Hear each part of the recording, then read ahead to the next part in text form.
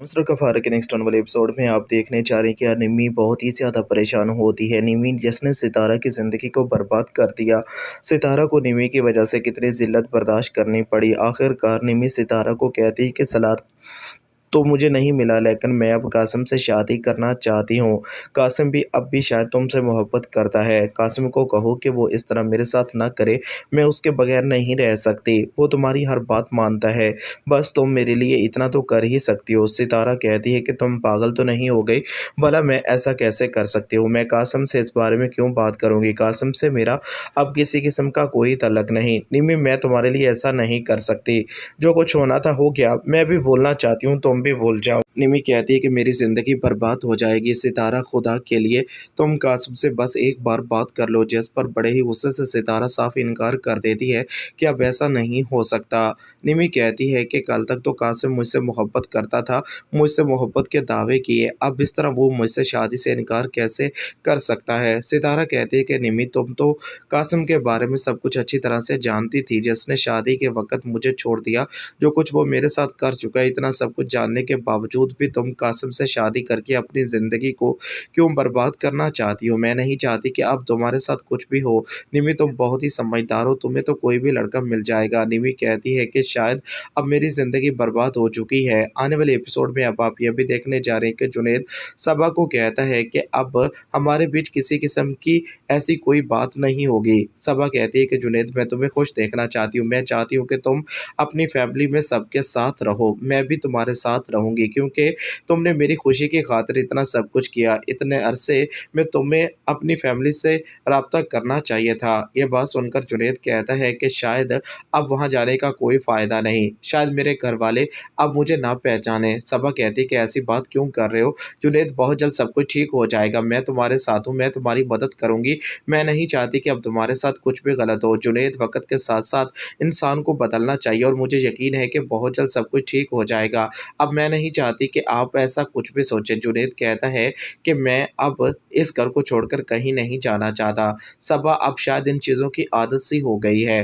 तुम मजाक कर रहे हो, ऐसी कोई बात नहीं। जुनैद, तुम अपने घर वालों से बहुत ज़्यादा मोहब्बत करते हो। जुनैद कहता है कि इससे क्या फ़र्क पड़ता है, अपने घर वालों से तो हर कोई मोहब्बत करता है। जो कुछ भी है सबा, अब हम यहाँ से कहीं नहीं जाएंगे। सबा कहती है कि नहीं जुनैद, मैं अब तुम्हें इस तरह तुम्हारे घर वालों से दूर नहीं रख सकती। मैं नहीं चाहती कि अब वैसी वैसी कोई भी बात हो। जो कुछ होना था हो गया। मैं अब तुम्हारी खुशी की खातिर कुछ भी कर सकती हूँ। जुनैद, मैं नहीं चाहती कि अब ऐसी वैसी कोई भी बात हो। खुदा के लिए मेरी बात मान लो। ये बात सुनकर जुनैद कहता है कि तुम ऐसी बातें क्यों कर रही हो। सबा, मैं नहीं चाहता कि हम ये घर छोड़कर कहीं भी जाए। अगले ही सीन में अब आप ये भी देखने जा रहे हैं कि सलार अपने बाबा को कहता है कि शायद सितारा और मेरा अब इस घर में रहना बहुत ही ज़्यादा मुश्किल हो चुका है। अब मैं ये फ़ैसला कर चुका हूँ कि मैं सितारा को लेकर यहाँ से चला जाऊँगा। ताहिर सिकंदर कहता है कि अगर तुम फ़ैसला कर ही चुके हो तो तुम्हें कौन रोक सकता है। तुम अपने ज़िद के बहुत ही ज़्यादा बेबाक और पक्के हो। अगर तुम ये ज़िद कर चुके हो तो मैं क्या कर सकता हूँ। यह बात सुनकर सलार कहता है कि इस घर के हालात मेरी वजह से ख़राब हो रहे हैं और मैं नहीं चाहता कि अब मज़ीद ऐसी वैसी कोई भी बात हो। ताहिर सिकंदर कहता है कि बेटा, मैं नहीं चाहता कि अब